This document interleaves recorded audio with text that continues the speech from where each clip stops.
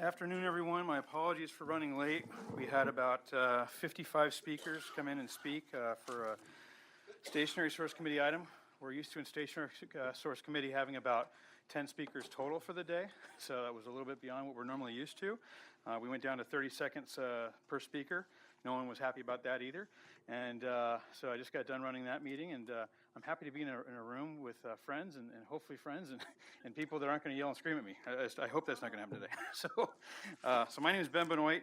I am one of the board members here at SCAQMD, and I'm happy to join this group. I heard Dr. Liu talking about it very often in his different meetings, and just happy to be here today. And he couldn't make it today, which is why they fell back to me. And hopefully won't have a delay like this regularly. All right, so with that, we'll go ahead and go around the room, and I understand you guys just do introductions around the room. Is that correct? Want to start over there? My name is Larry Beeson. I'm from the School of Public Health at Loma Linda University. Very good. My name is Monique Hernandez from Cal State LA Department of Geography. My name is Rafael Yanez, and I'm a community member of East LA, Boyle Heights area. Retta Alexander, San Fernando Valley Interfaith Council. Danny Morales, Riverside.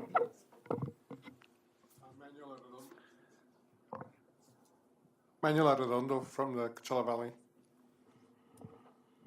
Mary Figueroa, Riverside, Inland Empire area. Nancy Feldman, Council's Office. Fabian Wesson, SCAQMD. Suzanne Bilodeau, Orange County. Jill Johnston, Keck School of Medicine, USC. Afif El Hassan, American Lung Association. Brandy Keith, AQMD. Cassandra Johnston, SCAQMD.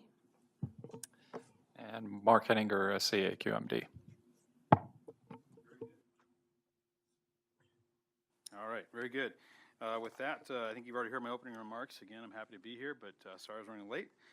With the approval of the minutes, so I wasn't here, but I'm assuming most of you were. So who would, any comments on the minutes before we take a vote? Not hearing, I'll take a motion for the minutes. A motion and many seconders. Any opposed? All right, so moved. All right, on follow-up and action items, do we have any items we need to follow up on? Sorry about that. Good morning, everyone, or good afternoon it is. We did not have any action items, but we did have a follow-up, some follow-ups. So follow-up item number 1, there are contact information sheets that we have available. We're currently updating our member information and would appreciate if you could fill out the member information sheets, which look like this, to make certain we have all of the current information for you. Item number 2, AB 617 applications. We are currently accepting self-recommendations for AB 617. AB 617 provides SCAQMD with funding to develop programs related to community emission reduction plans, community monitoring and analysis, the implementation of best available retrofit control technology, BARC, and requires we move forward towards more uniform statewide reporting. If you're interested in recommending a community or your community, we have recommendation forms available at the table. You're welcome to take a stack if you'd like to distribute them in your community. Follow-up item number 3, Clean Air Awards. We're currently accepting we are currently accepting nominations for the 30th Annual Clean Air Awards, which honor those across our region which have helped improve the air we breathe. Nominations can be made in categories related to innovative clean air technology, model community achievement, clean air education and outreach, business leadership in air quality, and youth leadership in air quality. Nominations are open through July 13th. The Clean Air Awards luncheon will be held on Friday, October the 5th, 2018 at the LA Hotel in downtown Los Angeles. There are flyers available if you're interested in nominating someone in your community or outside your community. Follow-up item number 4, the Car Moyer Program 2018.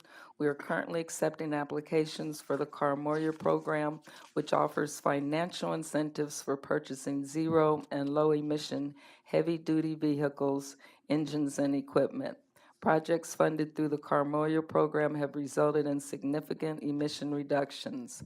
Under AB Assembly Bill 134, which was signed by our governor in 2017, $107.5 million of the Car Moyer funding will go to SCAQMD to fund projects in environmental justice communities. We have brochures available with more information if you'd like to take one or take a few and give to someone who may be interested in applying. Last item is our funding working group. We have an upcoming meeting for the funding working group for the 2016 Air Quality Management Plan. SCAQMD has formed a working group to assist the district in creating a plan to address the funding needs for the 2016 AQMP. The development of sound policy choices requires feedback based on the unique expertise and perspectives of working group participants.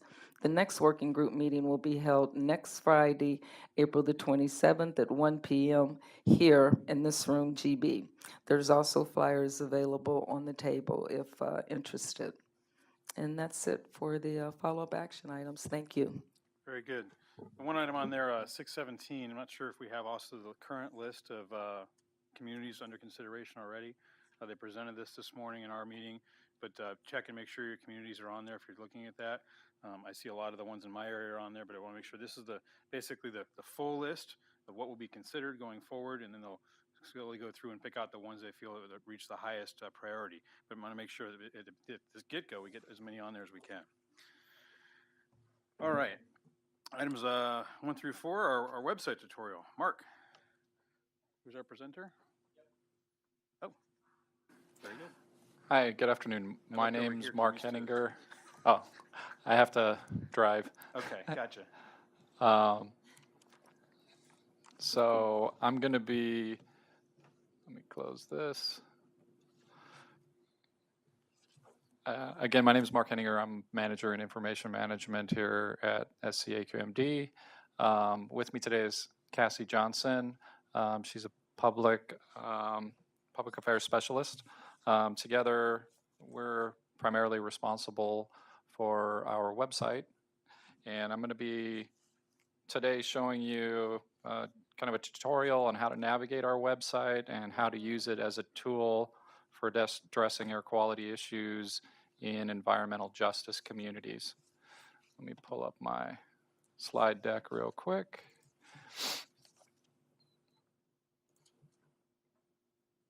So our website, if you didn't notice, we did a major upgrade of our website. It went live in January of this year.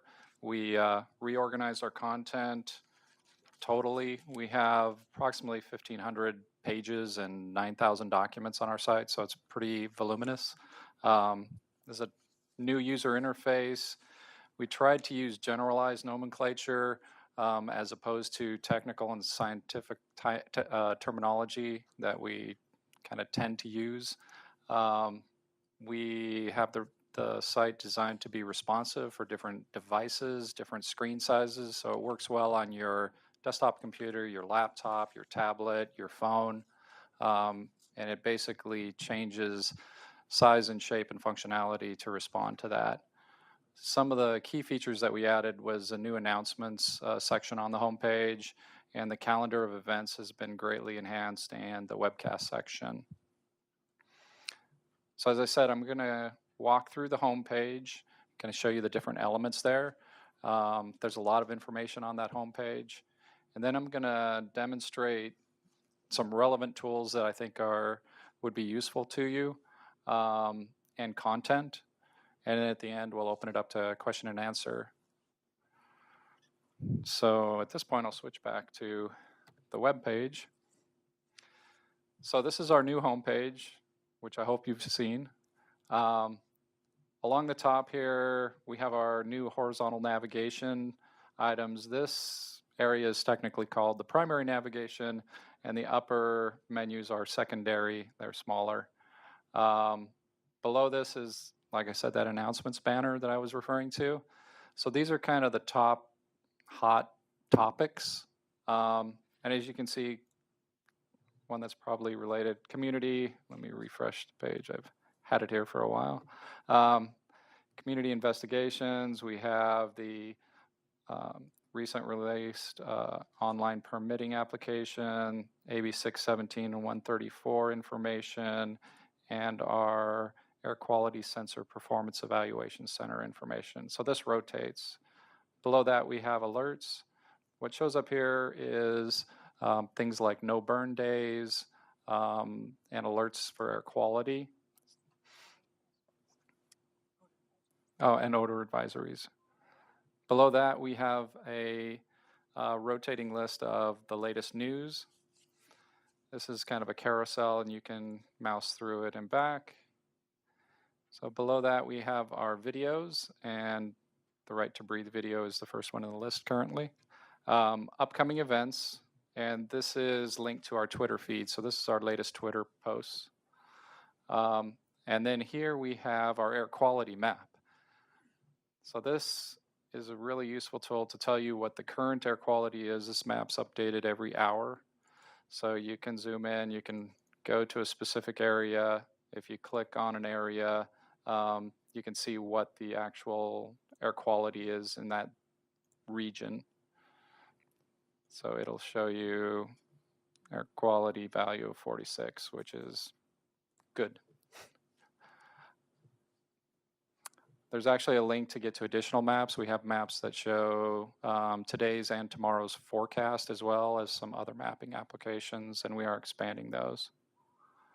So below that, we have our initiatives and programs. I'm sorry, incentives, not initiatives. So we have community-related initiatives, incentives and programs, business incentives and programs, and local government-related. And then this one's important. This is a newsletter sign up. Actually, when you enter your email address and hit submit, it brings you back a whole list of subject areas that you can subscribe to. So you're not just really subscribing to one list. You can get really granular on what information you're interested in if you want to receive notifications from us. So that's kind of the high level of the homepage. Now I'm going to dive into some of the tools. The first area is the FIND application. FIND is an interesting acronym we came up with a while back. It stands for Facility Information Detail. And this has been around for a while, but it's really, really useful. So with FIND, what you can do is you can search. I'm going to switch back over to this tab. You can search through basically a lot of our information that we have on regulated facilities, the facilities that we regulate. For instance, you can search by facility name, street, city, add zip code. You can limit it to Reclaim and Title V, the larger facilities. You can also directly search for a facility ID number or application, or an NOV or NC number or hearing board case. So in this case, yeah, I was going to show you, if I search in Paramount for Reclaim Title V facilities, you get a list of, in Paramount, what we have as basically the largest facilities. I can drill down into this facility and see the company information, their address, that they're an active facility, and what business they're in.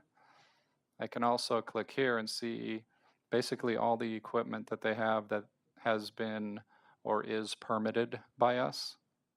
And you can drill in deeper and look at the actual information related to any one of these pieces of equipment. You can also find all the compliance activity. So on this tab, it shows you all the notices of violations that have been issued and notices to comply and the status of those. So one caveat is these don't show up here, aren't searchable until they're pretty much closed. So it's especially for the NOVs, so if they're still in progress. Another thing you can search for here is emissions. So this is the annually reported emissions that the larger facilities that we regulate have to report.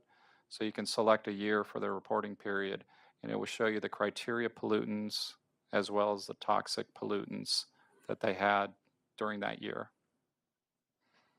So you can see this one had a whole lot. This is pretty detailed. Hearing board cases, if you're interested in what's going on or been going on, there's the hearing board tracking information that shows you all the hearing board cases related to this facility. As well, you can actually query the documents related to these cases. So this will open up another web page that will actually let you download and view all the related documents related to those cases. So again, this is pretty rich. Now, in this case, this facility doesn't have a transportation plan, but if they did, that information would show up here. So that's the last bit of information that we have. So again, this is a really powerful tool. Under this same menu item, we have an item here called Other Tools. NOV and NC Public Inquiry System. This allows you to search those same notices of violations and notice to comply, but you can kind of search them a little more freely. You can just put in a date range. It's not facility kind of centric searching. So you can put in a date range and a company name, a city, zip, and then pull up NOVs and NCs more broadly. But again, it's searching that same information. And notices to comply link here is the same search data that you're searching. It's just a little more flexible interface if you're more interested generally in notices to comply. Public document search, click this. This brings up this page here. This is a search tool that allows you to search through a whole variety of documents. And again, it's just another tool and another way to search through documents. It's more document centric. So if there's a PSD draft public notice that you're wanting to look at, or press releases, actually you can directly look for permits to operate and permits to construct that have been issued. So if we look at permits to operate, you can put in date ranges, an application number, permit number, which you may not know, but a facility name, city, a zip code, and again, it'll bring you back a list of all the documents that meet your criteria, and you can actually view those permits right there.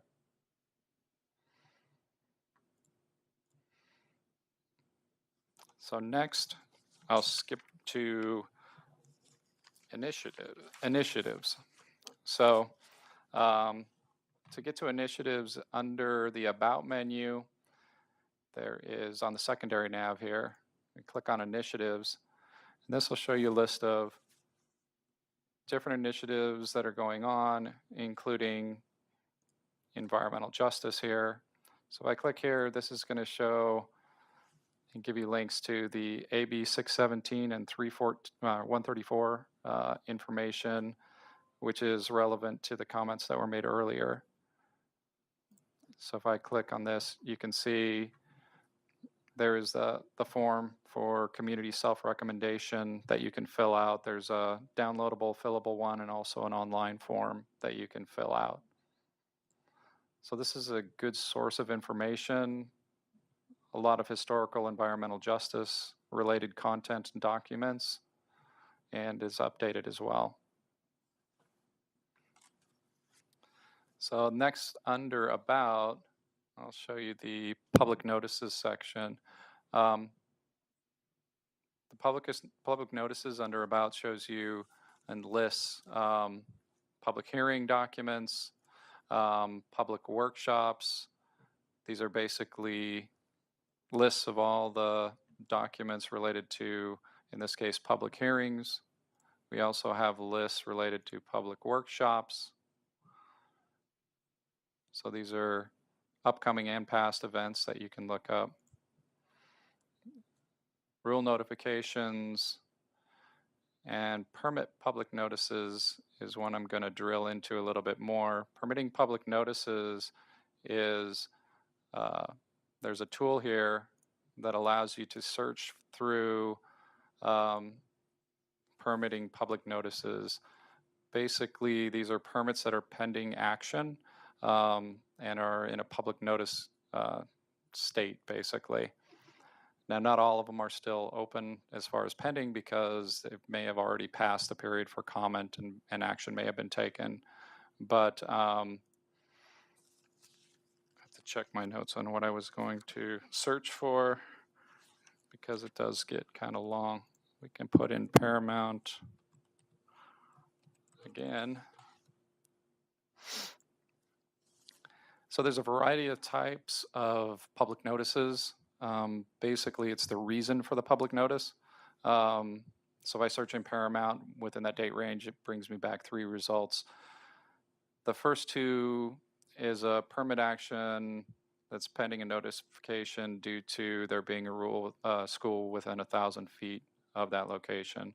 The last one here from Paramount Petroleum is a proposed Title V permit significant revision. So I think the comment periods on these 2 have lapsed or passed, but it does give you the publication date, the date to request a public hearing, the date that written comments are due, and which date it was posted.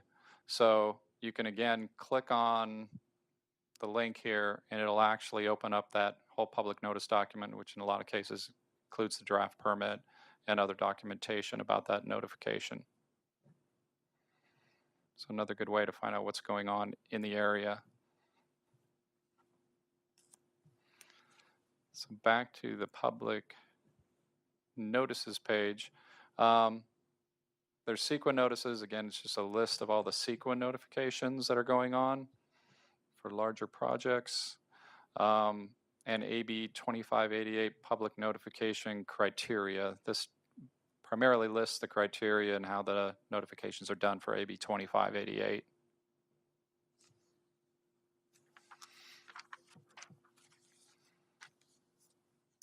So some other tools under online services, we have public information. So here we have a whole collection of information. Some of these are links back to some of the other tools and content that I previously showed you, like notices of violation and notices to comply. Emissions data inquiry is another way to search through the emissions data that I showed you for that facility when I was using the find application. It's just another entry point to get to that. So you can pick just a year and facility. The find takes you back to find. Permit public notices, again, the same thing. The oil and gas well reports is new. The public document search I've shown you. And public records request is new, so I'll go through these. And the carcinogenic risk maps. So this first one, carcinogenic risk map, this one is an interactive web map that shows you the MATES 4 study results. So this is estimated risk across the basin. You can zoom in, you can look for an address, you click on one of the cells where you are and it'll actually show you what the estimated risk is. So this is a 1,233 in a million.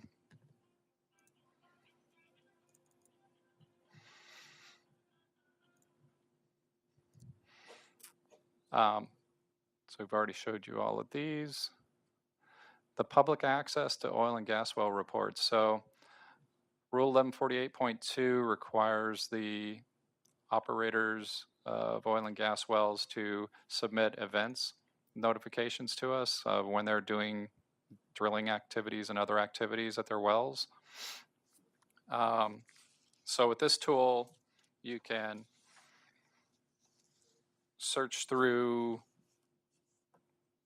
all of these event notifications. You can also, I can spell, sign up for email notifications, and I still can't spell. So you can be notified when there's an event notification that's submitted. So this will pull back a list of all the notifications within Huntington Beach. There's a lot of them, so it might take a couple of seconds. So this will show you there was a whole bunch. We can view the actual document, and it'll tell a little bit about the event. This one was completed and actually is a cancellation at an oil well, what kind of work was done, all kinds of information. In addition, as I mentioned, there's the actual event notifications that go on. There's also a chemical report that's submitted along with these events. And that shows you what chemicals were going to be used. And also an emission report that you can see here. So you can access all of this information.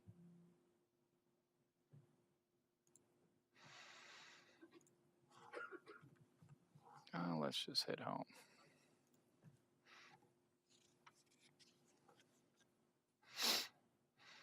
I think I was here. So the last link here that's new, like I said, the other ones we've already kind of been through, is the public records request. So you can come here to actually fill in a public records request online. So if there's information that you'd like to receive from us, you can submit a public records request online by just coming to this page. You fill out this online request form and submit it, and your request is on its way.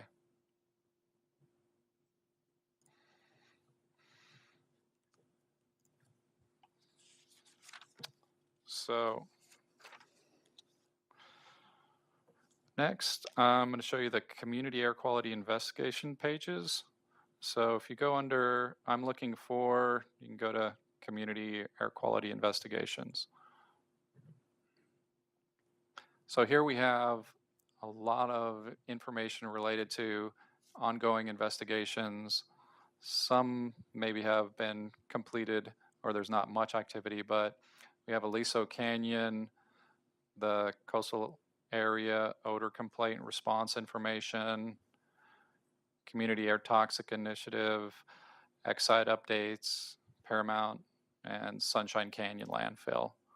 So if we drill down into Community Air Toxics initiatives, we have pages and information about Compton and all the activity that's going on there, and Paramount. So if we drill under Paramount, you get a lot of information, reports and data assessments, compliance and enforcement activity, maybe 2588 activity, facilities under order of abatement, but basically all of the relevant material is all here for you. And I think on this page, there's also a link back to the AB 617 and 134 information is on this page as well, under community investigations. So lastly, kind of at a high level, under this news agendas and webcasts, there's a lot of information here about what's going on and how to interact with different meetings that are going on. So if we come to this meeting agendas and minutes, this will give you a list of all the meetings that are going on at the district, public meetings, basically. So board meetings, committee meetings, the agendas for them, minutes when they become available are all listed here.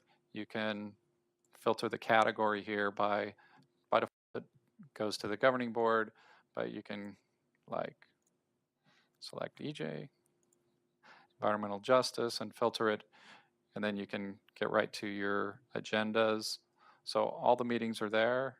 You can change the year. As well, we have our webcast page. So this shows you, this has links to all of our webcasts, both live and pre-recorded. So all of our committee meetings and our governing board meetings are webcast live. The stationary source from today was really interesting. If you're Yeah. So No, so you can watch it. You can rewatch it if you missed it. If there was a meeting that you weren't able to attend, you can watch it after the fact, or you can watch it remotely. There's about a 30-second delay when it's live, but other than that, that's pretty live. And then finally, we have the calendar. So this is a calendar that shows all of the meetings and events that are going on. They're color-coded by kind of the type of meeting that they are. By default, when you come to this page, you get to see this week's events, but you can also search through the events based on just a keyword, whatever you're interested in. If you're not seeing what you think should be there, or you're just looking for something, you can look for past events, just today, all events. Within one event listing here, usually there's all the information you need right here when you're on a desktop. When you're on a mobile phone, you may need to tap into it to see the details. Shows you the location and basically all the relevant resources. Primarily it's agendas and other documents that you can access from here. So basically pretty much it. There's also a link here to the back to the public information page that's on this menu item as well. With that, I'd be glad to answer any questions that you might have.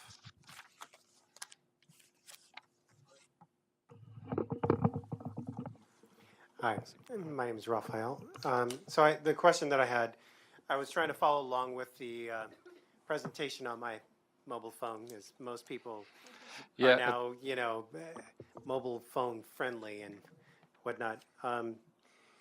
So what I was trying to do was tackle the new website from a variety of different perspectives. One, as a professional looking for particular facilities and in the find and all that worked okay. But as let's say a community member trying to dial into or at least contact AQMD to report a complaint or something like that, it wasn't very readily found, at least on the mobile side. Sure, I was able to go ahead and hit a search. How do I file a complaint? And I was able to come up with 264 hits. But it would be nice to have, especially on the page itself, the 1-800-CUT-SMOG complaint, both on the desktop site and the mobile site, because on the mobile site it's very different. Yeah, no, agreed. The navigation is definitely different on the mobile side because it has to be. And then some of the functionalities didn't quite work as well. I was trying to follow along, especially on the last one. I'm looking for, and it just wasn't clicking through to anything. It could be my phone, but it's something to check. No, that's good to know. We'll check. Yeah, I think I did skip over the relevant link to get to file a complaint, but that's there as well. So you can file your complaints online. It's under air quality. Anyone else have any comments? If not, I've got some. So one of the things I found when I got on this board about 5 years ago as I was driving down the 15 freeway, when I saw a plume of smoke coming off of the Lake Elsinore, is what is that place? And if you don't know the name of the place, it's a little hard to go through the entire list of every facility in Lake Elsinore to have an idea of what it was that was burning that day. And so I've been pushing, and staff's been working on it. I know it's coming forward soon.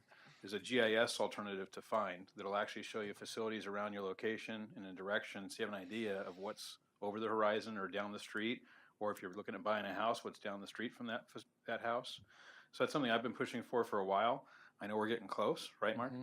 Yes, okay, definitely. I've been hearing that for a while now. So hopefully that'll be one really good alternative to find, because right now I find is not very helpful. So that's just my personal take. So we're really close. I know. All right, thank you for the update. You're welcome. All right, on to item 5, the update on the multiple air toxics exposure study, MATES 5.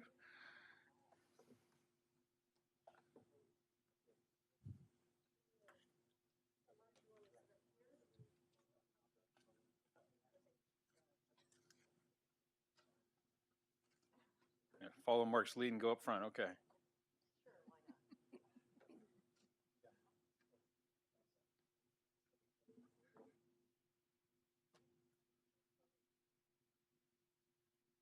All right, well, good afternoon. Thank you so much. My name is Jo Kagosh. I'm the Health Effects Officer here at South Coast AQMD.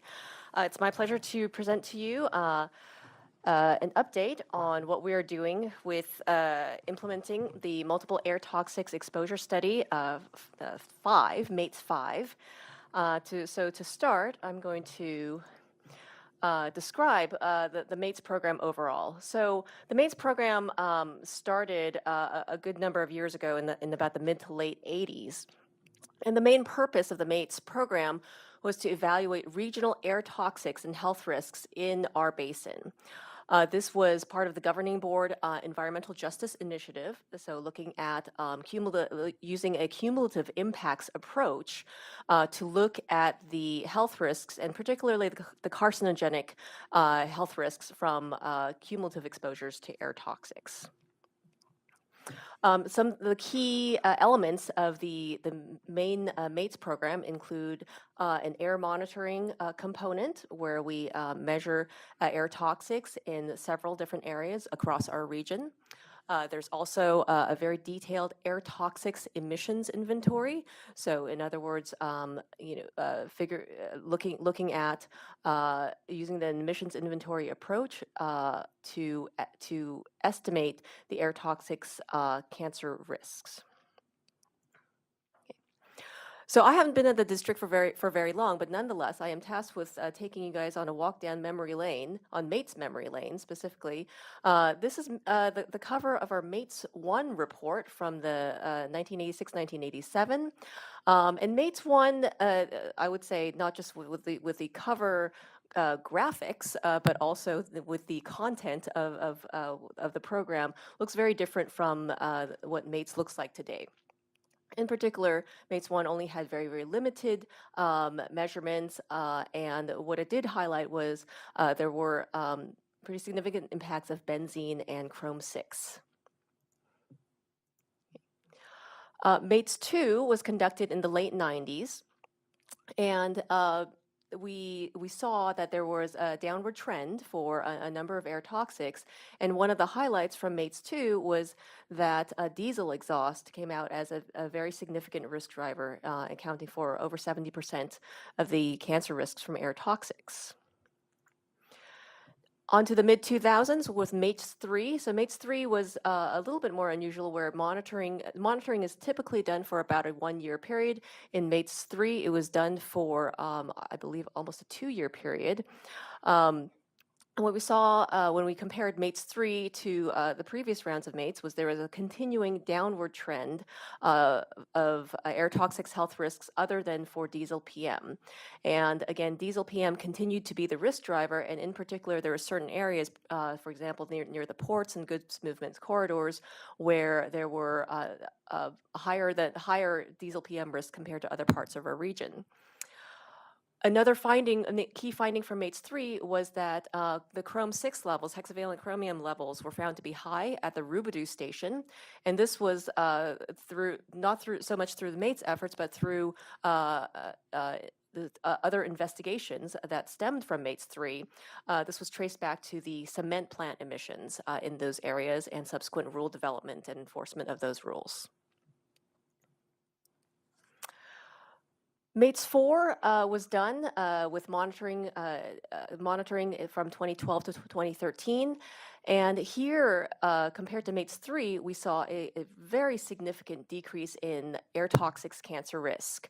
So it was a greater than 50% decrease.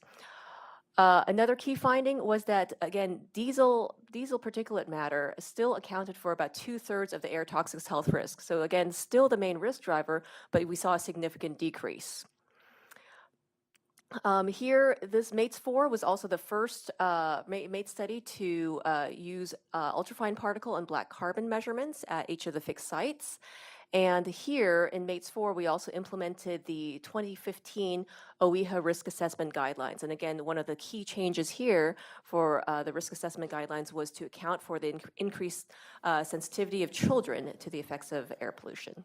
Quick question. sorry. Yep. So even though diesel emissions decreased by 70%, they were still, I mean, 2/3 is 66%, so it only went down a few percent in terms of cancer risk versus the previous study. Oh, sorry, sorry. It's a good question. So it was a decline of 70%, but again, diesel PM was previously the driver, and it still continues to be the driver. At the So sort same of percentage. proportionally, yes. So in terms of a proportion of the health risk that it accounts for the same proportion. So that there are decreases in other air toxics and decreases in diesel PM. All right. Thank you. So this is the MATES-4 air toxics cancer risk map. And again, this is the air toxics cancer risk map as it looks like after implementing the updated OEHA methodology. And again, emphasizing that there has been a significant decrease in regional air toxics since the previous round of MATES. So on to MATES-5 and what we're doing here. So MATES-5 will include the core MATES program, which again includes the fixed site monitoring at 10 stations, very similar locations. We tried to use the same locations whenever they were available. In some cases, the same location may not be available, and we tried to find a comparable location to install our equipment. We are also going to conduct the same ultrafine particle and black carbon measurements. So again, now that we have a baseline from MATES-4, that can be the basis of comparisons. The fixed site monitoring began January this year and will continue for a 1-year period. We're also working on an update of the emissions inventory, and I'll talk a little bit more about that. And similar to MATES-4, doing the regional modeling, risk characterization, and a new piece that we're adding in MATES-5 is a very significant portion of advanced monitoring projects. I wanted to kind of touch on a few points about, why we think the MATES study is important and continues to be important. One of the keys is that it allows us to evaluate these long-term trends in regional air toxics. And again, seeing that we've come a long way, but also seeing that there are certain areas with higher levels of air toxics than others. It helps focus AQMD's efforts in toxic risk reduction, for example, perhaps providing guidance in where we might want to focus our efforts in rule development or other programs. It helps to interpret monitoring data from many of our special air toxics investigations, such as with the Chrome 6 investigations in Compton and Paramount. And I do anticipate that if we do air toxics, when we do air toxics monitoring for other investigations, including AB 617 communities where air monitoring is called for, then the MATES studies again would be a very good source of information to serve as a comparison for the other monitoring data that's collected through those special investigations. MATES has also been a basis of some of our environmental justice definitions, most notably through our Carl Moyer program. Historically, it was the MATES data combined with information on poverty that has been used in the definition of areas that qualify for those incentive funds. And finally, I and my staff get a number of public inquiries regarding air toxics impacts, and the MATES study is a very good data source that people seem very appreciative of to look at air toxics and health risk in their communities. So I'm going to spend a little time talking about the advanced monitoring program in MATES, again, with the kind of core MATES program on the described on the left, and the advanced monitoring program that we're adding in MATES-5 includes a wide range of very cutting-edge technologies. In particular, we will be using flight-based measurements. We are purchasing and is currently being built this mobile laboratory, otherwise known as FluxSense, if you're familiar with our FluxSense pilot studies. We're looking at implementing an optical tent, and I'll go into the more details about each of these in the subsequent slides. An optical tent is again, a newer technology that we are looking to deploy at a refinery facility. And we are also looking to implement various types of sensor networks with community engagement. Okay. So I'm going to start off with the flight-based air toxics measurements. And for here, we have contracted with a company called the Aerospace Corporation. And the idea here is that the equipment is mounted onto an airplane, which can fly over kind of certain targeted areas, as particularly large areas, and do conduct measurements of plumes and specific emissions from whatever facilities are in that area. So certainly the benefit of this kind of technology is that you can cover pretty large areas with just a couple flights. Now it does have the downside that you're really capturing what's happening at that time that the airplane is flying over that area. But one of the great benefits of working with this company is that they've actually conducted a number of flights in our region, and as part of the contract, we're actually getting a lot of that historical data, historical meaning in the last several years, not ancient history, a lot of data from the last several years, so we can look at areas where it's kind of where we consistently see certain emissions. And the idea behind this is that it can help focus our ground-based efforts. It will help us, do a wide scan of our region and look at areas that might need further attention.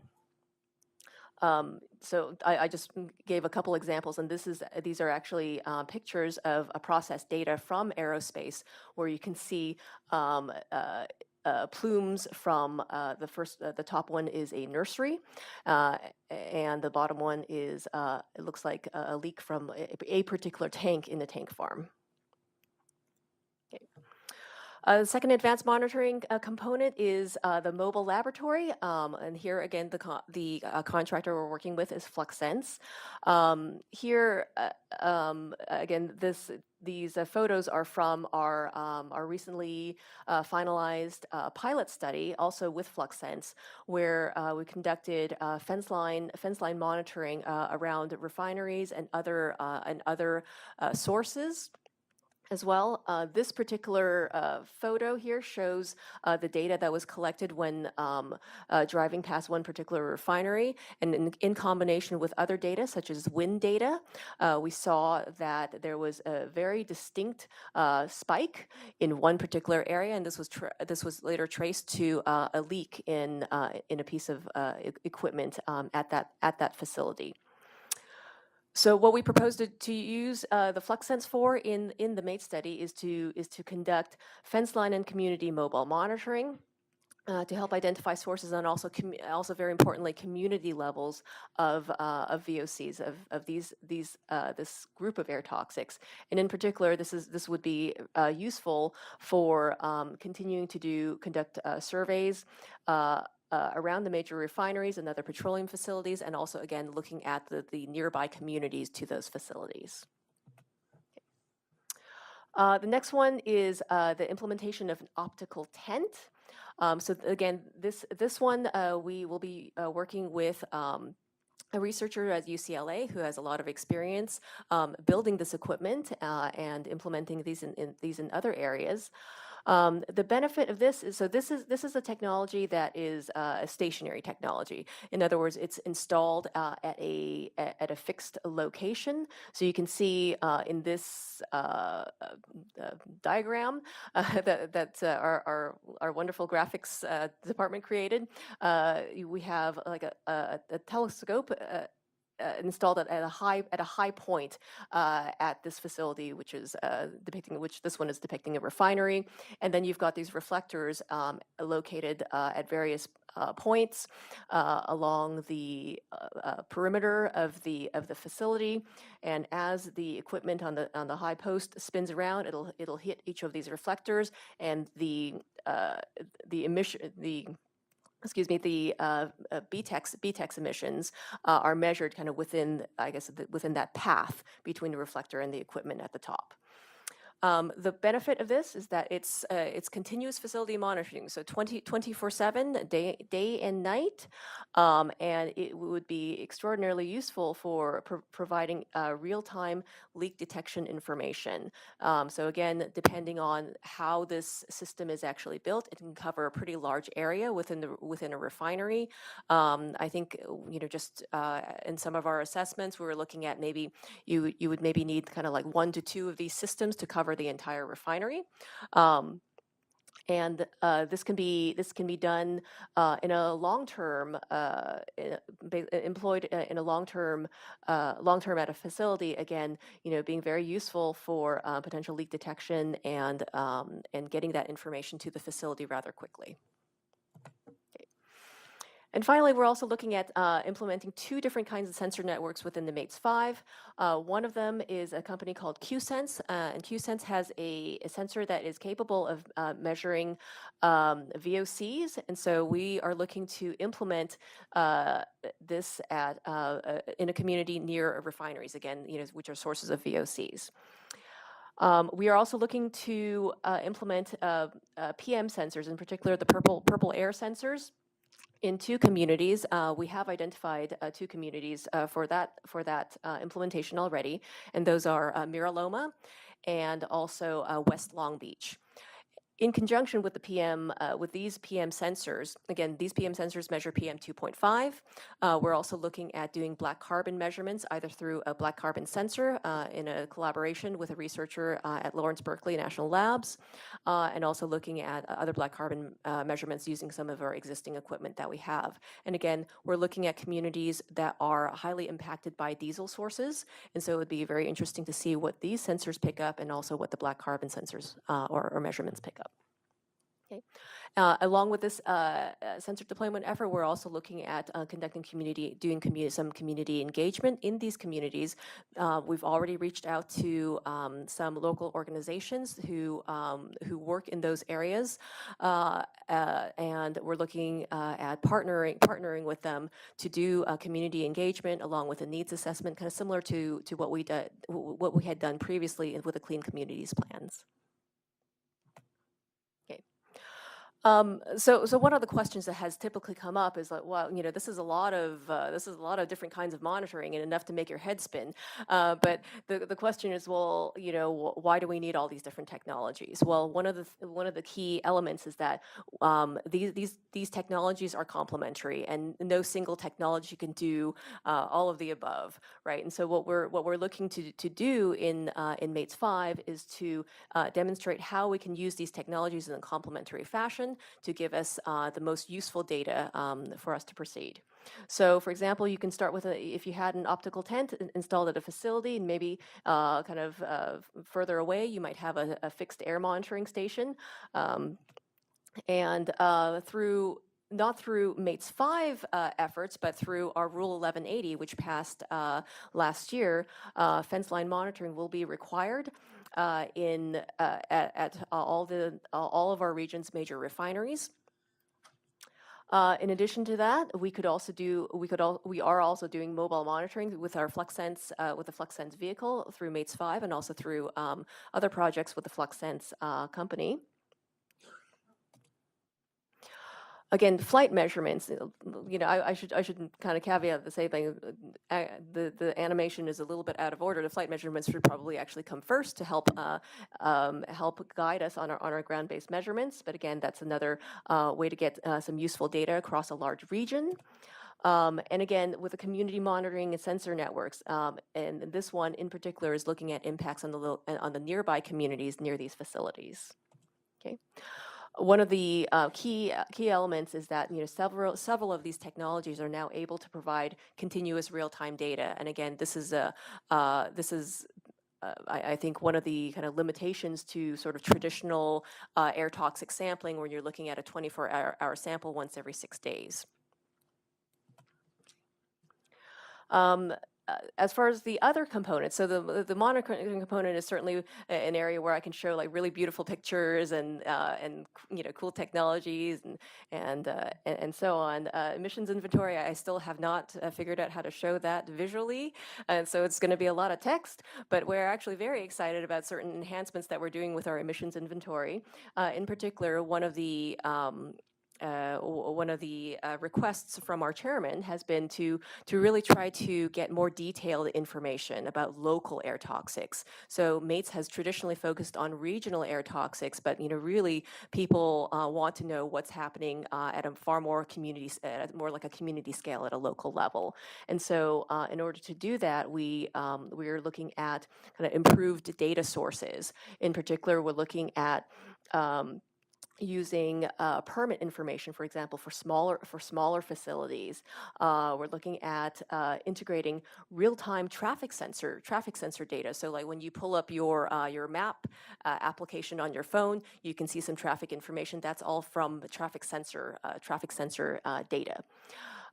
We've identified a data source for ship emissions. Again, particularly impacting the more coastal areas. And we also now have data on aircraft activity, especially takeoff and landing emissions, which constitute a pretty significant proportion of the emissions from aircraft at the airports. We're also looking at an improved modeling platform. Again, this is an area where I do rely on our regional modeling folks to provide us guidance. But all of this, will translate into a more refined and more detailed air toxics model. So coming up, next steps. So we have implemented all 10 sites for the MATES 5 monitoring. As far as the advanced monitoring components, obviously you can see we're working with a whole lot of contractors and a lot of moving parts here. They're all in different very stages. But perhaps one of the areas that could be of interest to you guys, especially for folks who are interested in EJ areas, for the QSense project, we're going to be working in the Carson and Wilmington areas, in particular the areas near the refineries and perhaps other significant sources of VOCs that are also within those communities. The PM sensors, as I mentioned before, we're looking at Mira Loma and West Long Beach. We have reached out to CCAEJ to work with them in Mira Loma. They're very excited to work with us. And in West Long Beach, we've reached out to LABACA as well, who's also very interested in collaborating with us on this project. So with that, I'm happy to take any questions. Question over here? Yep. Go ahead.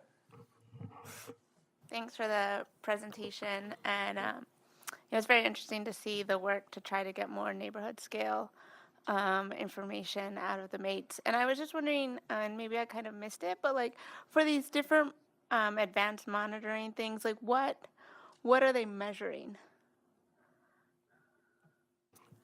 Okay, so I'll start with the flux sense and optical tent because those are kind of more limited sets of measurements. So for flux sense, the focus there is for VOCs. Excuse me. For the optical tent, it's BTEX.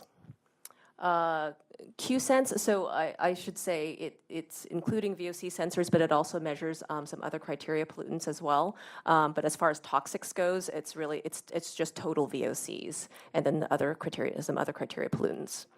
The PM sensors, again, the purple air is a sensor for PM 2.5, and then we'll be adding black carbon measurements with another piece of equipment for those deployments. As far as the flight-based data and measurements, I'm going to look to Jason to help me with that one, but it's a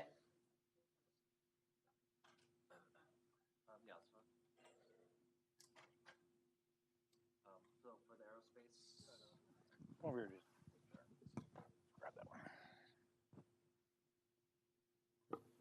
one. So for the aerospace flights, it's mainly VOCs, but it can get some other inorganic gases as well. Thanks. And is there thoughts to thinking about how we could get smaller scale information around metals or ultrafines?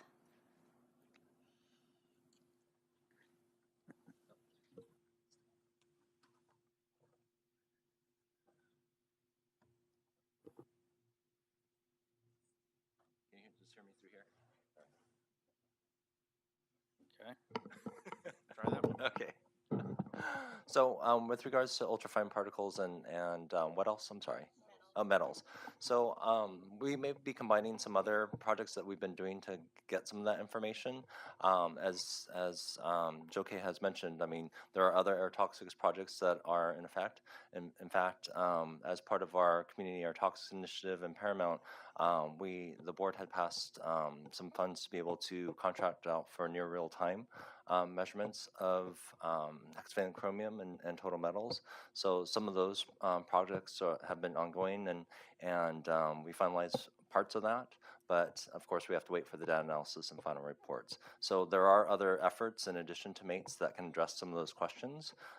So just stay tuned, because as Joe K has mentioned, I mean, MATES 5 is a component of how we're building up some of these advanced efforts, combined with some of our other air toxics initiatives to combine to kind of form this larger comprehensive air toxics program.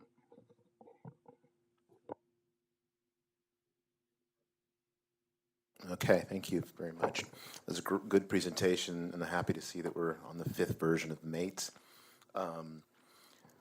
In terms of the advanced monitoring deployment, is there a prioritization of how you deploy it and where you deploy it? I mean, I'm backing into the issue of oil field, monitoring versus refineries, which obviously got ahead of the curve, and now we're dealing with oil fields. How would you choose to deploy those things at certain locations? You're getting the look again. So with regards to the prioritization, I think Joe K had already mentioned with regards for this specific project for MATES 5, they're addressing the specific question of what's near refineries. And I think for the sensor deployment, in addition to some of the other advanced methods, I think we're going to concentrate in the areas of Carson and Wilmington for that. A lot of that, because we're trying to do a demonstration of these technologies, do the intercomparisons of these technologies, determine what the limitations are of these technologies, to provide us a toolbox that can be applied basin-wide under other umbrella programs.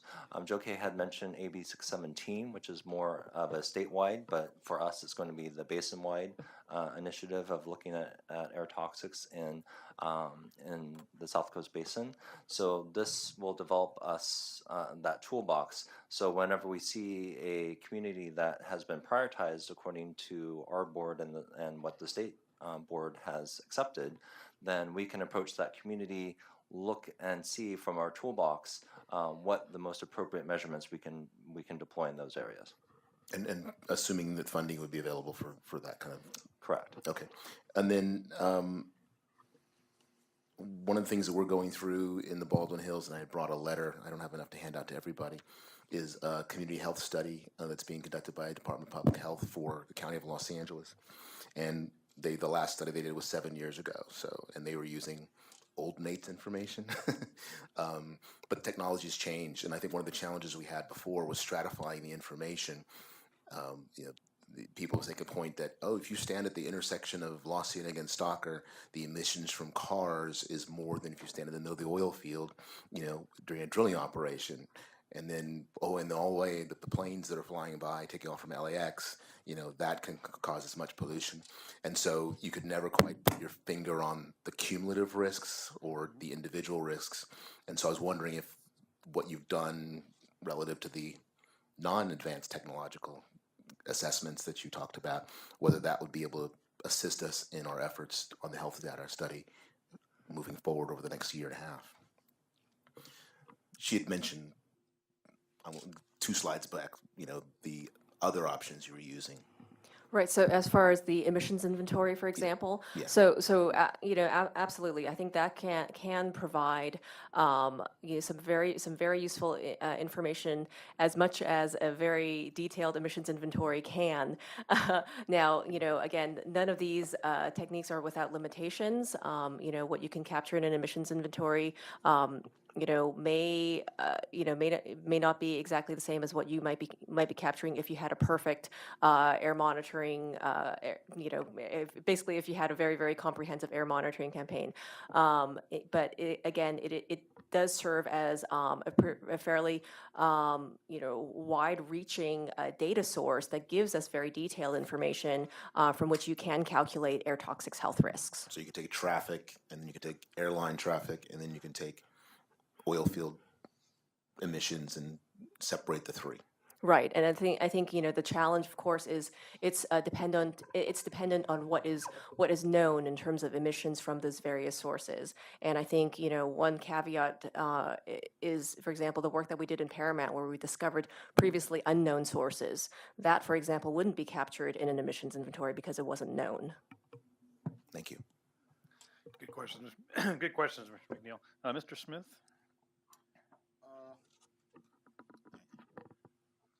My question or concern would be. Try it again.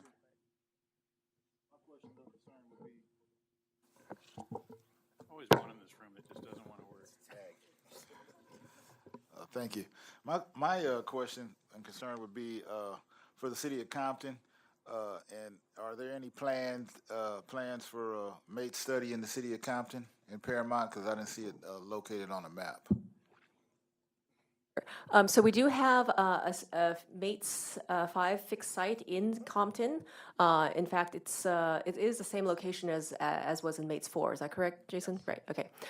So there is a fixed site monitor in the city of Compton, and it's been there previously as well. So we've got kind of historical data that allows for a good comparison. And as far as other work that we're doing that is not part of the MATES program, but that we are doing here at AQMD, that's part of the Community Air Toxics Initiative. So a lot of the work that Jason had described in terms of the measurements of various toxic metals, using mobile measurements, and also using our hexchrome samplers. A lot of that work continues to be done in Compton and Paramount. Oh, thank you very much. Thank you very much for the excellent presentation. Too far away. There we go. I'm actually, and I think we'd all be very interested in, first of all, I'm really looking forward to the study and your final results, and I'm sure diesel will continue to be the poison it is now, and what we all know that. I'm very interested in looking forward to the success of the aerospace measurements and the optical tent, because I'm hoping that in the future we can actually use some of that technology in communities. And if like Channel 5 has the resources to run a traffic helicopter every day through the city, I'd really submit that we look in the future, obviously 5 to 10 years, of having air quality patrol using that technology throughout the city to make sure that there are no leaks places and that no one's hiding anything, because you can't hide anything from that kind of technology. So I'm hoping as it's being used, we can get some feedback on how good the technology is, if it is a viable technology, if it's doing what it promised, and how we can adapt that to make our communities safer. What was his name again? Retta? Retta, sorry. It's hard to read them when they're vertical. Yes, thank you very much. Very ambitious study, and new technologies are exciting to see the evidence of it. The 10 fixed station monitoring sites, those are on that earlier page, are they? Page 4. And they're by city. If I were to go to the website, could I get the specific information on where within the cities the specific sites, stations are? So we have, for the MATES 4, the report is final and already posted online, and for that one we list each address for each of the fixed monitoring stations. We have the addresses for MATES 5, and if you're interested, I can certainly provide them for you, but we haven't gotten to the point where we're posting documents for MATES 5 yet. So, but we do have that information and can provide it, yes. But some are the same sites, is that what you're saying, or different sites? The majority are the same sites as in MATES 4. Okay. Yeah. Mm-hmm. And those are on the website? Yes. They try to keep them the same throughout all the different MATES studies so that we have consistent data at those sites. But I think the biggest thing, the big takeaway here is how many sites we're adding with all these other different sensor technologies. Because when I first came to this board, MATES 4, it was just those 10 sites and then our regular 22 stations, that's it. So it's really exciting to see all these other sensor networks coming into this MATES study. And then the other question I had, I got an email recently from you that was inviting people to recommend some monitoring sites. Now, no? Yeah, I saw one no and a few yeses. That's for 617. That's what that box right behind you is for. Okay. And is that tied into this overall monitoring? I don't believe that's part of MATES, is it? No, AB 617 is separate. AB 617 stems from the bill, the law, new law that was passed just last year. Now, I will, suggest that maybe some of these efforts could potentially have overlap, but the process is different, and the kind of where it stems from is different. AB 617 stems from a requirement by state law. MATES 5 is an AQMD initiative program. Okay. For MATES 5. And then once we have all this wonderful data on the level of toxins and that sort of thing, how are the mitigating methodologies, procedures, equipment put in place to, decrease the pollutants and increase health benefits? Sure, absolutely. So, I'm actually going to talk more about AB 617 here than for MATES. MATES is an effort to kind of characterize the levels, to do monitoring, to do a detailed emissions inventory and the health risk modeling. But MATES is not an enforcement effort, and it's not an incentive program either, right? But what can follow from MATES are various other follow-up activities. And for example, as part of the needs assessment that we're conducting through MATES, again, that will identify those kind of community, those priorities from those very, very focused communities. And then we can look to various types of programs, including incentive programs, including potential future rule development that could really help address some of those high priority needs.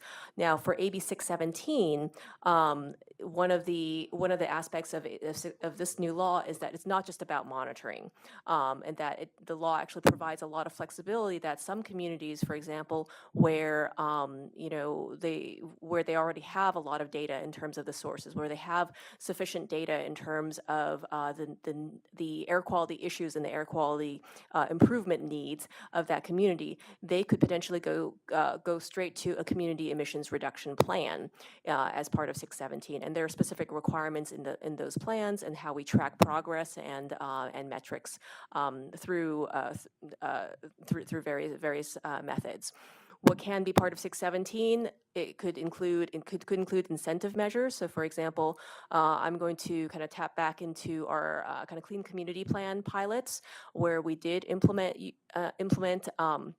a number of both emissions reductions as well as exposure reduction projects. Exposure reduction, for example, would be air filtration programs in schools, weatherization in homes. Emission reduction programs includes the I can't remember if in clean communities we use Carl Moyer or Prop 1B funds, but basically exchanging the older diesel trucks for newer, cleaner technologies for local businesses. And it was a particular business where community members identified that they had concerns because that business was so close, and the route that truck took was so close to where they lived. So these are just some examples of projects that were implemented previously that could be part of 617 implementation to reduce both emissions and also exposure to air toxics. Mr. Yanez? Thank you. Thank you again for the presentation. So I was curious, before you got into the additional technologies that you guys are rolling out and all that other stuff, as to why only 10 sampling stations. I know historically it's always been 10 sampling stations, but given the enormous growth that we've experienced in terms of the Southern California development and the current expansion of the greater metropolitan Los Angeles area, we only have one central LA monitoring location. And I'm sure it's becoming more and more tough, we're getting, more and more urbanized, and, densification of, and the various constructions. I mean, downtown's grown 2 times its size in terms of the number of, high-rise buildings. And then the changes that are taking place, encouraging more people to walk and to commute via bike and all of this other stuff. But yet we still haven't really addressed the underlying issue, and that's the diesel particulate emissions. And then the vast majority of people coming into the city are commuting into the city as well. One of the communities that I particularly, of course, represent is the Boyle Heights East LA community. In the major interchanges and the culmination of all the freeways and whatnot, along with the rail and light rail now traffic, even though and that was one of the things that, as I was filling out my application for the AB 617 for my particular community, one of the things that I've been noticing more and more is, even though we've introduced light rail as different forms of alternatives to bus trafficking and that kind of stuff. I try to walk and try to get around the community, but I've noticed a lot of, like, for instance, brake dust. And, when it rains, I've noticed that, we get very black carbon streams, if you will, coming off of roof lines, flowing along concrete, getting into, essentially the dirt and whatnot. And again, I contacted my water company. I'm finding out that they're starting to pump more groundwater, which is great, but that's a problem, because all of these airborne toxics and whatnot, they've ultimately gotten into the ground and become now a groundwater pollution type of scenario. So the question becomes, how do we, and I'm sure AQMD has done numerous studies around the freeways, the interchanges, the East LA area, the Boyle Heights area, that whole corridor, which has the greatest cancer risks and all that stuff in the Southern California basin. How do we take that data and now translate that into the reduction? Because it's still 2/3 the pollution that we are having to deal with, 2/3 that constituent that we can't seem to get our hands on. And then if we can have an update as well on, I've heard some grumblings about what the EPA wants to do, roll back the Clean Air Act, some of the tough emission standards and stuff, not only with the fuel efficiency, but also, being a little more lax on the implementation of, like, the diesel emissions and the particles and whatnot. That I keep hearing things about that being rolled back, or the enforcement actions not really being implemented. What has AQMD, or at least CARB, as a greater parent company, done towards helping to curb that? Thanks. I don't sit on the legislative committee, but I know they've been delving into a lot of that. What I find interesting is they're rolling back the auto emissions, but not rolling back the level that we have to get down to by 2028 and those other timelines anyway. So, it doesn't change the ballgame other than make it a lot harder for us here at AQMD to only have to take that ratchet on stationary source one ratchet further. And that's what the 150 people were there complaining about this morning, was another ratchet on stationary sources. So it's a tough question, and a good question.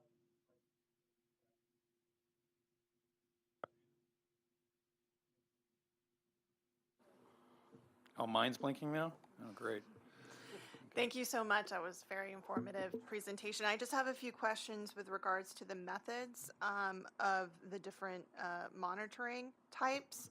What would be the difference between what gets captured with the optical TENS versus the fence line monitoring? Because it seems like it kind of, the fence line is the perimeter. The optical is kind of getting what the plumes that actually go up in the air that may not actually go beyond the perimeter. But do they approximate each other? What's the advantages of one over the other?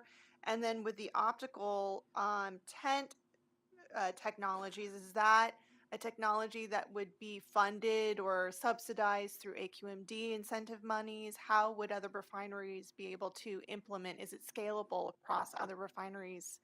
You know, what is the cost essentially?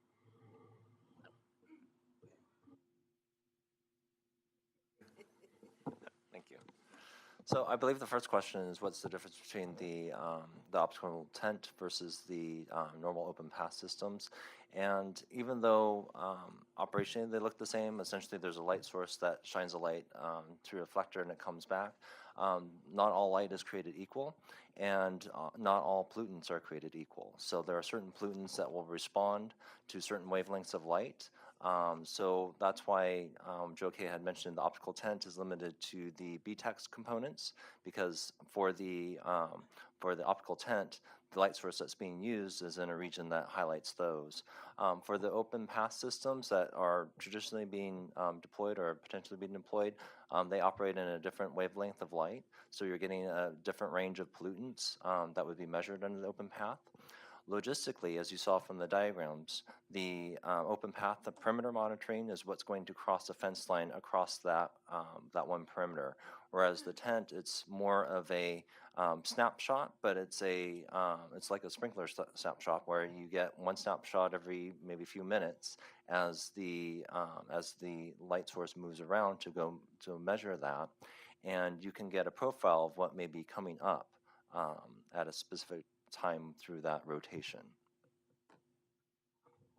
And then I also wanted to ask in regards to the risk map that gets, I'm sure in the report, you know, there's a lot of detail as far as the interpretation of those maps, but since we saw the website today, you know, that map is listed at the bottom.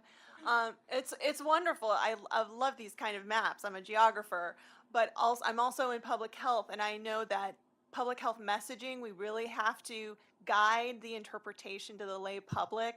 And rates is not a very intuitive way of understanding. You know, you can understand, is it worse, is it better, is it higher, is it lower? But I think if I could just suggest some messaging around how somebody would interpret or to guide what some take-home messages are from a map like that.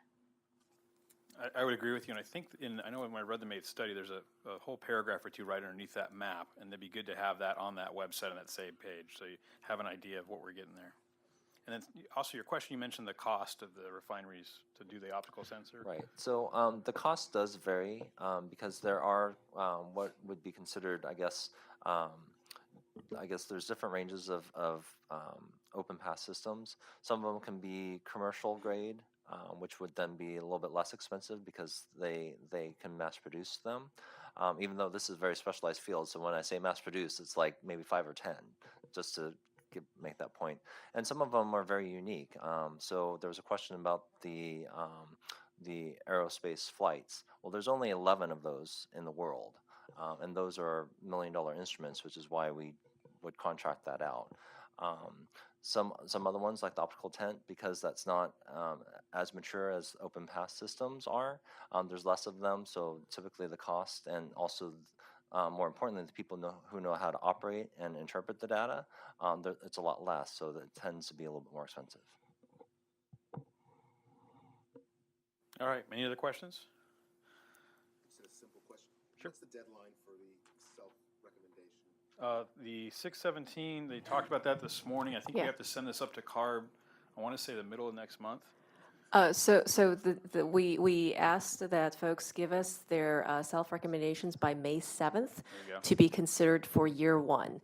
We will absolutely still, accept recommendations beyond that, but, we have a lot of technical work that we need to get done, and, we need to put a cutoff somewhere, so. Yep. Yeah, this has to go to CARB and then come back to us, and then back for us for a rule, back to CARB, all sorts of fun going on. Yes? I had staff print it up. It's right by the box back there. So this is 1, 2.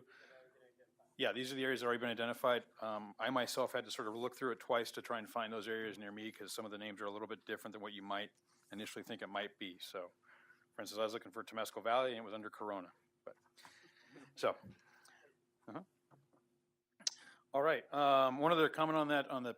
I'm sure everybody here knows about the Purple Air Network, and Joe Lou talks about the Purple Air sensors all the time, right? Right? No? Okay. Because the Purple Air sensors that are part of the PM network, that we're one of the networks we talked about. If Joe Lou hasn't brought it up here before, I have one of those at my house.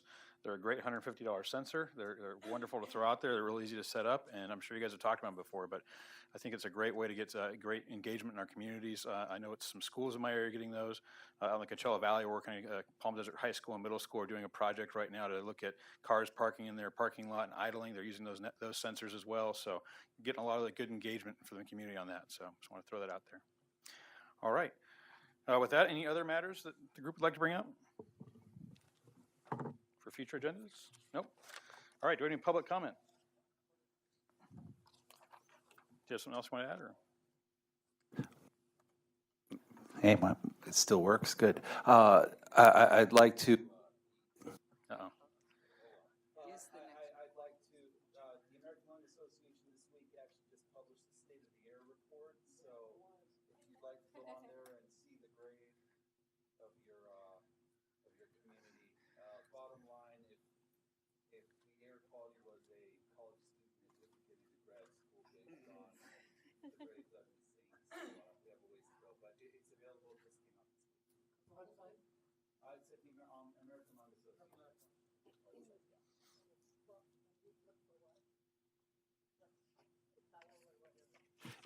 State of the Air report. And you were saying you were number one, but not in a good way, right? Yeah, that's what I thought. All right, any other announcements? All right, thank you all, and I'll see you.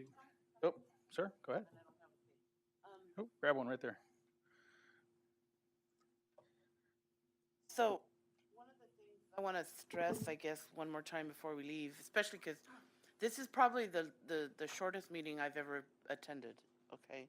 So I know we have time, but one of the comments that Rafael made earlier, I think can't be something that's allowed not to have a little bit more emphasis on. And that's the fact that we've sat now through a meeting that's just about 2 hours long with an enormous amount of information and an enormous amount of work that's been done to help people in the community. And we started out by watching the video on breathing. And yet, here we are, we're sitting here and we're doing all this work. And I think that the frustration ends up being when we're faced with the fact that right now there's such a huge political push to just totally take out all of those types of protections that the community has in favor of companies and corporations not being quote unquote saddled with additional costs. And yet nobody's talking about what effect that's doing to the people. And that's not even to say that the fact that the people of color are the ones that suffer the most, because we already know everything that we saw here through both of these presentations shows us that those areas where people of color live, and their whole reason that this advisory group here sits is because of that. But yet, and we've brought it up before, this is not the first time we've brought it up. We've brought it up before about, we know that there's recommendations that this group makes. We know there's recommendations that AQMD makes to the cities even. But even the cities have elected leaders, and the elected leaders actually just decide it's not in their favor. They want the jobs, and so they're going to continue placing and approving warehouse after warehouse after warehouse after warehouse. And along with all the warehouses comes all of the diesel fuel that we already heard is like the #1 issue for the communities. But it's going to increase. It's continuing to increase. So I guess I'm just bringing it up because I know it's frustrating for me, especially out in the Inland Empire. I mean, I really think that Los Angeles has it together. You guys are very strong. You got no, you are. Compared to what we have out in the Inland Empire, you guys are really strong. You're together. You have really good advocacy groups that are out there, and you're bringing the word to the community about the fact that this is happening. And we're trying to, Danny and I were just talking about this last night, about the meeting. Danny had the meeting in San Bernardino last year. We still have to have our meetings out in the Riverside area. But in the Riverside area, every single time we try to set up a meeting, there's a new area that becomes an issue, because now there's a new area that has a threat of a warehouse going in right in the same like community area. And again, it's a community where there's mostly people of color. Mostly people of color. And unfortunately, a lot of times they don't have a voice. And we are that voice, but we're still frustrated. And so, Rafael, I thank you for, you always bring it up. But I think that we need to continue to identify the fact that it's a political move, and it's a political move to continue to put money into corporations and companies, regardless of what effect it has on the people in the community, and definitely regardless of what effect it has on the children. Because being a child that grew up in one of those communities and ending up with asthma, I can see where so many of those children, what they're facing, what they're looking at, they're going to face. So I want to thank this group for what it does, but I want to tell you that it's very frustrating when we see this much work, this much effort, and this much information that's there to tell us what the problems are, and yet politically they're still doing whatever they want to, and anything we do sometimes isn't enough. So anyway, thank you. Comments? Oops. Anyone else? All right. Thank you all. We'll look for the next meeting on July 27th.